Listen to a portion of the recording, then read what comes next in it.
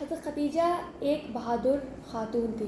حضرت خدیجہ ایک business woman تھی. آپ کو پتہ ہے اس دور میں جب لوگوں کے پاس اتنا مال نہیں ہوا کرتا تھا، حضرت خدیجہ علیہ السلام کے پاس اتنا مال تھا کہ اس چیز میں رسول خدا بھی انہیں بہت سپورٹ کیا کرتے تھے. آپ کو پتہ ہے حضرت خدیجہ کے پاس بڑے بڑے گھرانوں کا رشتہ ہے، لیکن حضرت خدیجہ علیہ السلام نے سب کا انکار کر دیا، کیونکہ حضرت خدیجہ علیہ السلام کو کریکٹر لیس لوگوں کی ضرورت نہیں تھی، انہیں ایک کریکٹر والے بندے کی ضرورت تھی، اور انہیں وہ چیز رسول خدا میں نظر آئی.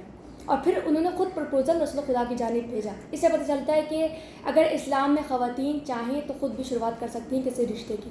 آپ کو پتہ ہے جب رسول خدا کے ساتھ حضرت خدیجہ سیٹل ڈاؤن ہو چکی تھی تو اس کے بعد ایک وقت ایسا ہے کہ رسول خدا پہ بہت ظلم زیادتی کر کے انہیں مکے سے نکال دیا گیا تھا.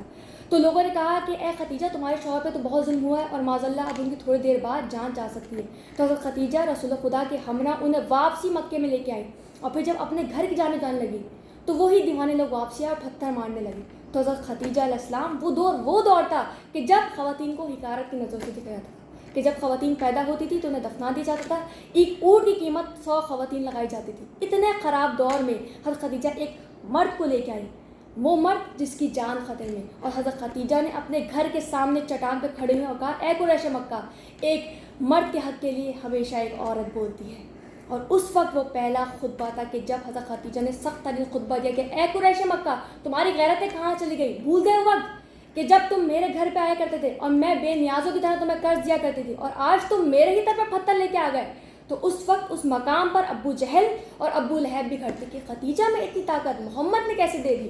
اور اس وقت حضرت خدیجہ کا وقار، گفتار، کلام دیکھنے لائق تھا، ان کا اعتماد دیکھنے لائق تھا کہ لوگوں کو پتہ چل گیا کہ اب ہم محمد کا کچھ نہیں بگاڑ سکتے، کیونکہ اب خدیجہ کے پاس ناز کرنے کو مال و دولت نہیں ہے.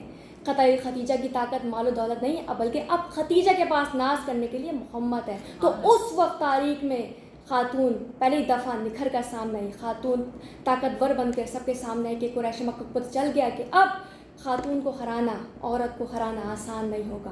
آپ کو پتہ ہے رسول خدا ہر قدم مسکرایا کرتے تھے، لیکن حضرت خدیجہ کی ڈیتھ کے بعد رسول خدا کئی من تک مسکرائے نہیں. تو جب پروردگار نے اپنے حبیب کو معراج پہ بلایا تو کہا اے حبیب پریشان نہ ہو، ہم نے خدیجہ کو ایک اچھا سا محل عطا کیا ہے جس میں کوئی شور شرابہ نہیں، وہ اپنی زندگی سکون سے بسر کریں گی. تو حضرت محمد صلی اللہ علیہ وسلم کے چہرے پہ ایک اسمائل آئی. آپ کو پتہ ہے اس کی وجہ یہ تھی کہ وہ بہت محبت کیا کرتے تھے اپنی زوجہ سے. کیوں؟ کیونکہ جب پوری دنیا ان کے اگینسٹ تھی تب حضرت خدیجہ ان کے ساتھ کھڑی تھی، جب لوگ ان کے خلاف تھے تو حضرت خدیجہ ان کے ساتھ کھڑی تھی. یہی وجہ ہے کہ رسول خدا اپنی زوجہ سے بڑی محبت کرتے تھے.